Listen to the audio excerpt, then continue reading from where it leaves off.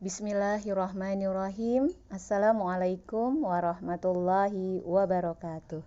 Ketemu lagi malam ini dengan Mapel Bahasa Indonesia dengan KD 3.7, yaitu memperkirakan informasi yang dapat diperoleh dari teks non-fiksi. Selamat belajar. Anak-anak masih ingat kan dengan materi teks non-fiksi pekan kemarin? Apa itu teks non-fiksi? Non-fiksi cirinya memiliki informasi berdasarkan data dan fakta. Nah, sekarang kita akan belajar jenis-jenis teks non-fiksi. 1. Esai, 2. Sejarah, dan 3. Buku teks. Informasi dalam teks non-fiksi disajikan dalam dua bentuk, yaitu tersurat dan tersirat. Tersurat adalah informasi yang diperoleh langsung dari teks atau jelas.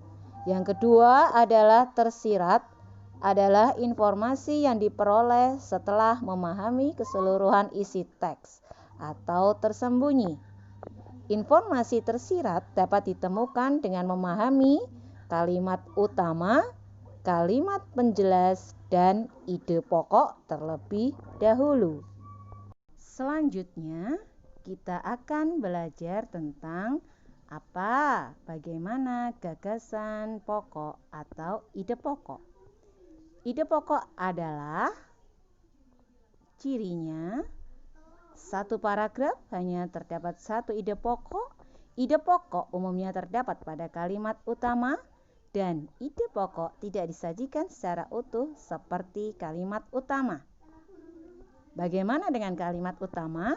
Kalimat utama adalah cirinya berisi penjelasan umum suatu fokus permasalahan, didukung kalimat penjelas. Biasanya terdapat di awal atau akhir atau awal dan akhir, dan disajikan dalam bentuk kalimat yang utuh. Selanjutnya adalah kalimat penjelas.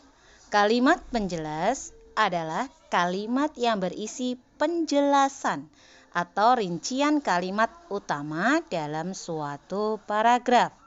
Biasanya bersifat khusus dan menjelaskan secara rinci mengenai topik yang dibicarakan. Oke anak-anak, kita masuk ke ringkasan. Ringkasan adalah penyajian teks dalam bentuk yang singkat tanpa mengurangi informasi dari keseluruhan isi teks. Bagaimana cara membuat ringkasan? Ada 3. 1, 2, dan 3. Dan yang terakhir adalah simpulan.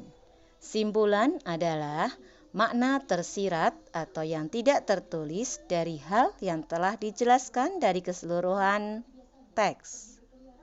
Kemudian simpulan adalah menjelaskan keseluruhan isi teks secara singkat dalam bentuk pernyataan. 3 cara membuat simpulan. 1. Membaca seluruh isi paragraf. 2. Tentukan gagasan utama pada setiap paragraf. Dan ketiga, susunlah kalimat-kalimat yang berisi gagasan utama tersebut. Supaya soli-solihah lebih memahami bagaimana kalimat utama, kalimat penjelas, dan ide pokok, soli-solihah bisa buka bukunya halaman 148. Di situ ada teks yang berjudul Fenomena Bulan Hitam. Di paragraf 1, kalian bisa baca dan temukan kalimat utamanya. Kalimat utama di paragraf 1 yaitu berbagai peristiwa terkait bulan menjadi daya tarik bagi masyarakat. Jadi ada di awal.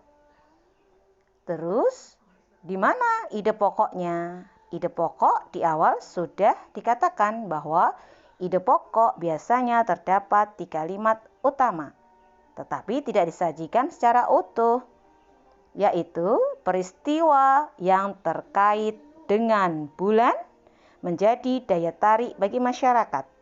Di mana kalimat penjelasnya? Kalimat penjelas berarti selain yang ada di kalimat utama.